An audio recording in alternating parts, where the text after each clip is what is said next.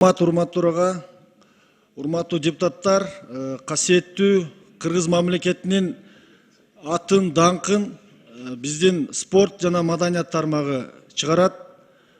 Мен бүгүнкү баяндамам ушул спорт келечекте Кыргыз дене тарбия спорттун келечеги жөнүндө болмокчу. Элибизде жакшы сөз бар, спорт бул дүйнөнүн элчиси, спорт ден соолуктун булагы, спорт достуктун символу деп. Бүгүнкү күндө барыңыздарга белгилүү болгондой, кыргыз спорту бир кыйла дүйнөдө өзүнүн ордун алды. Мисалы, балбандарыбыз Акжол Махмудов, Айсулуу Тыныбекова, Мерим Жуманазарова, Эрназар Ахматалиев, Айпери Медет кызы дүйнө жүзүндө рейтинг боюнча биринчи алдыңкы орундарды ээлеп турушат. Эми ушундай ийгиликтер менен кошо Азияда, дүйнөдө дагы башка түрлөр боюнча дагы ийгиликтер жаралууда. Бүткүл дүйнөлүк саламаттыкты сактоо уюму тарабынан өткөрүлгөн илимий изилдөөлөргө таянсак, ар бир спортко салынган каражат 4 эсе акталаары анык болду. Себеби дегенде дени сак адам врачка барбайт экен, дени сак адамдын ишмердүүлүгү бир нече эсе көп болот экен, жана башка. Ошон үчүн Кыргыз мамлекетинде дене тарбия спортту идеологиянын бир бутагы катары биз күчөтүшүбүз керек. Бүгүн кыргыз спортунда ийгиликтер менен кошо бир нече кемчиликтер дагы айта кетсек болот. Себеби аларды оңдоо менен биз алдыга жылабыз. 1941 жылы курулган Дөлөн Өмүрзаков атындагы стадион турат. Жана 1975 жылы курулган Каба уулу Кожомкул атындагы дворец спорта. Башка спорттук имараттар эл аралык деңгээлде келип мелдештерди өткөрүүгө мүмкүнчүлүктөр жок. Ошондой эле биздин бир күндүк спортчулардын тамак ашы 109 сом бойдон турат. Жана спортчу спорт медицинасы артта калууда. Бир гана спорт медицинасы боюнча врачыбыз бар. Ал эми жалпы бюджет бардык тармактарга бөлүнгөндө спортко келгенде туруп турсун деген бир тенденция бар. 1 миллиард 200 миллион гана жылына бөлүнөт экен.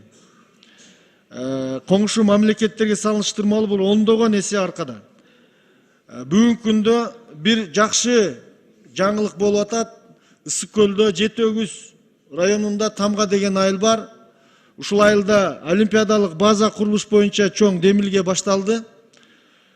Ушул жерде дагы бир токтоло кетчү нерсе, бул бизнес проект 10 жыл мурун иштелип чыгып, инвесторлор келип иште киргизер алдында биздин чиновниктердин тоскоолдугу менен токтоп калган. Кийин 3 миллион доллар сурап, үстүнө паракорлукка, ал дагы аркага кайтып кеткен, курулуш алдында турган жеринен. Мына 3 жыл алдың Россиядан бир инвестор келип 40 миллион доллар киргизерде, ал дагы кайтып кетти. Ушул Тамга айылында дүйнөдө спорттук формага киргизе турган климат бар. Бул Италияда бар, анан Кыргызстанда бар. Ушуну бүгүнкү күндө мен министрлер кабинетинин төрагасына кирдим. Ал жерде жери чечилсин, каржы башталсын деп тапшырма берилген. Урматтуу Алмаз Акунжанович, сиз протоколдук тапшырма алсаңыз, ушул жерде жерин чечпей жаткан чиновниктер менен иштеп берсеңиз, 29 сотик. Ал жерге спорттун жеңил атлетика боюнча эле 60тан ашык түрү машыкса болот. Сууга сүзүү боюнча дагы. Мына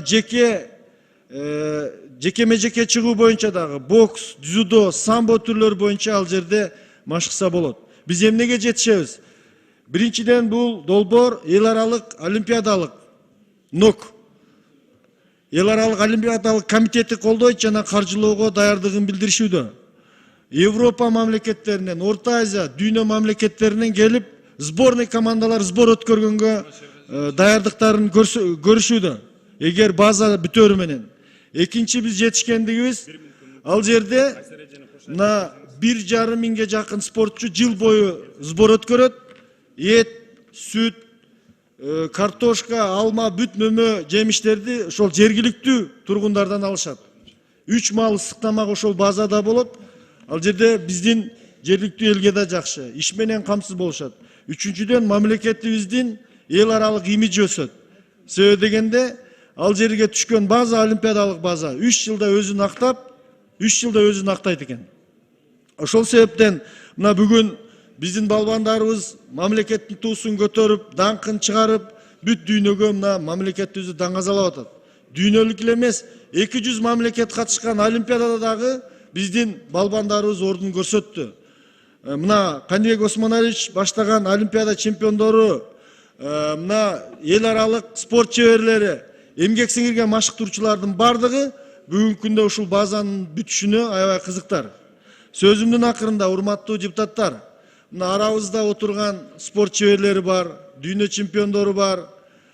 Жана мына спортту жеке өздөрү клубтарды куруп, мамлекетибизге жардам берип аткандар, сиздерге рахмат. Ошондой эле мына федерацияларды жетектеп, мамлекетибизге жардам берип аткан жетекчилер, жалпы өмүрүн спортко арнаган, ошол жерде спорт залда жашап балдарды машыктырган заслуженный тренерлерге рахмат. Канчалык оор түйшүк болсо дагы кыргыздын туусу, кыргыз мамлекетин даңкы чыксын деп өмүрүн арнап атасыздар. Ушул сөзүмдү жалпы жогорку трибунада туруп айтам, жалпы спорт тармагына рахмат. Эми урматтуу президентибиз Садыр Нуркожоевич, спортту колдоп жатасыз. Ушул олимпиадалык базага болуп жаткан курулуш иштерине тоскоолдуктарды дагы жогорку деңгээлде чечип берсеңиз. Андан сырткары мына биздин бүгүнкү күндө министрлер кабинетинин орун басары Камчыбек Кыдыршаевич, сиз дагы бокс федерациясынын президенти болуп турган спорт жакшы түшүнөсүз. Азыр туризм фонду $3 миллион бөлгөнгө даяр. $3 миллион даяр фундаменттин куюп баштаганга. Азыр мына жайда куруп баштап алсак, иш жүрүп кетет эле. 1000 кадам ташташ үчүн 1 кадам керек. Мына бул Ысык көлгө түшө турган олимпиадалык база кыргыз мамлекетинин имиджин көтөрөт. Эл аралык деңгээлде биздин сборный командалар мындай шерденүү менен, сыймыктануу менен жүрөт мелдештерге барганда. Бул жакшы жишан башка областтарга да жугат. Ошондуктан бул иш-чараны колдош керек. Мына 1 ай мурун биз министрлер кабинетине киргенбиз, тапшырмалар берилген, бирок мына турат. Чиновниктер ошол жерди бербейт. 5 гектар жер көлдүн боорунан сатылып кетиптир. Министерство түрдүү министрликтер келишип жеке менчикке сатып атат. Ушул азыр олимпиадага базага курула турган жерди дагы сатып берип, анан жалпы кыргыз спортчуларынын тамырына балта чабылбасын деген тилекти айткым келет. Жашасын биздин кыргыз спортчулары, жашасын биздин Кыргызстандын спортун көтөрүп аткан федерация жетекчилери, жалпы дене тарбия спортту даңазалап, биздин элди мекенчиликке, патриоттуулукка үндөп аткан ишмерлер, ишиңиздерге ийгилик, көңүл бурганыңыздарга чоң рахмат. Рахмат Шайлыбек Карыбекович. Эң туура маселени көтөрүп кеттиңиз. Элибиз сүрөбөсө, мамлекетибиз колдобосо, анда албетте спортчулар өспөйт. Ошондуктан бул биздин приоритет, биздин максат.